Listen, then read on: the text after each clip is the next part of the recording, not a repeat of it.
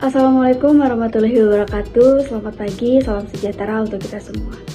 Yang terhormat, Ibu Siska Fitria selaku dosen pengampu mata kuliah Teori Komunikasi Digital, serta rekan-rekan mahasiswa yang sangat saya banggakan.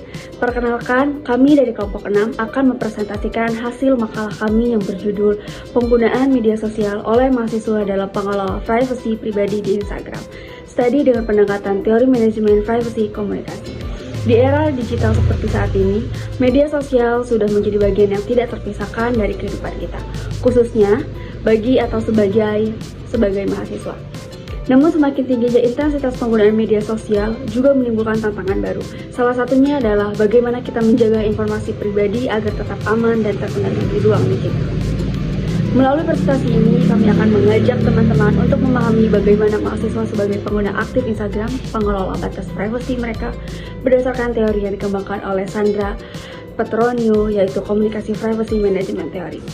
Dan mari kita mulai dengan pembahasan pertama, dimulai dari latar belakang penelitian. Media sosial kini menjadi bagian yang tidak terpisahkan dari kehidupan masyarakat, terutama generasi muda seperti mahasiswa. Platform seperti Instagram, TikTok, dan Twitter digunakan tidak hanya untuk bersosialisasi, tetapi juga sebagai media ekspresi diri dan pembentukan identitas. Namun, seiring meningkatnya intensitas penggunaan media sosial, muncul tantangan dalam mengelola privasi pribadi di ruang digital. Mahasiswa sebagai pengguna aktif media sosial menghadapi dilema antara kebutuhan untuk berbagi informasi dan keinginan untuk menjaga privasi. Dalam situasi ini, keputusan terkait informasi apa yang dibagikan dan kepada siapa informasi itu dapat diakses menjadi bagian dari strategi manajemen privasi individu. Teori manajemen privasi komunikasi atau biasa kita bilang komunikasi privacy management theory yang dikembangkan oleh Sandra Petronio menawarkan kerangka kerja dalam memahami bagaimana individu membuat keputusan dalam mengatur batas informasi serta mereka di ruang publik seperti media sosial.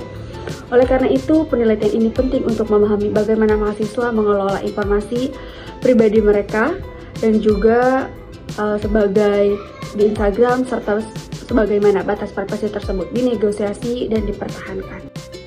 Selanjutnya masuk ke landasan teori, di mana penelitian kami menggunakan teori manajemen orientasi komunikasi atau bisa disebut dengan Communication Privacy Management (CPM) yang dikembangkan oleh Sandra Petronio.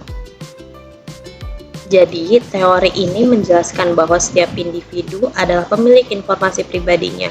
Mereka mempunyai aturan tentang informasi apa aja yang boleh dibagikan dan kepada siapa saja. Jadi saat orang lain ikut mengetahui informasi itu, mereka menjadi CEO owner dan diharapkan mematuhi batas yang telah ditentukan. Kalau batas privasi ini dilanggar, maka terjadi yang disebut dengan privacy boundary turbulence, yaitu di mana kondisi ketika orang tersebut harus mengatur ulang siapa saja yang boleh tahu informasi tersebut. Penelitian kami menggunakan metode kualitatif deskriptif dengan pendekatan studi kasus. Kami melakukan simulasi wawancara terhadap 5 mahasiswa pengguna aktif Instagram di Universitas Siber Asia. Pertanyaan dalam wawancara meliputi cara menggunakan Instagram, bagaimana mereka menjaga privasi, serta pengalaman terkait pelanggaran privasi. Hasil dari simulasi wawancara ini kami menggunakan sebagai data untuk dianalisis dengan teori CPM. Dari simulasi wawancara yang kami lakukan ada beberapa temuan yang menarik. Sebagian besar responden menggunakan fitur close friend, akun privat, dan story hide untuk membatasi siapa saja yang bisa melihat konten mereka. Mereka menyadari bahwa ada informasi yang sebaiknya tidak dibagikan, seperti lokasi real time atau foto keluarga. Beberapa responden pernah mengalami pelanggaran privasi, seperti konten disebar ulang tanpa izin.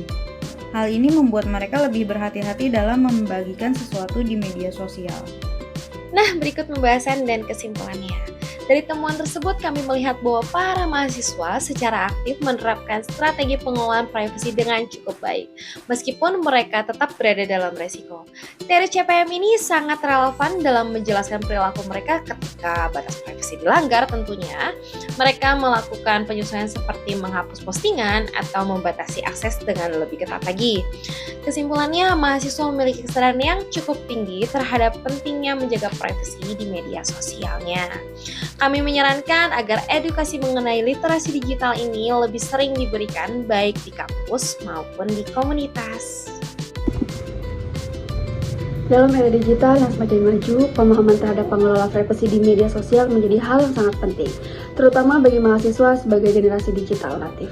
Melalui pemaparan dalam makalah ini dapat disimpulkan bahwa teori komunikasi privacy management atau CPM mampu memberikan landasan teori yang kuat untuk memahami dinamika pengungkapan dan pembatasan informasi pribadi di Instagram. Strategi privacy yang diterapkan oleh siswa menunjukkan adanya kesadaran dalam menjaga batas-batas informasi. Meskipun tantangan seperti pelanggaran privasi tetap tidak dapat dihindari, oleh karena itu penting bagi semua pihak, baik individu maupun institusi pendidikan, untuk terus meningkatkan literasi digital dan etika bermedia sosial agar pengguna platform digital dapat dilakukan secara bijak dan bertanggung jawab.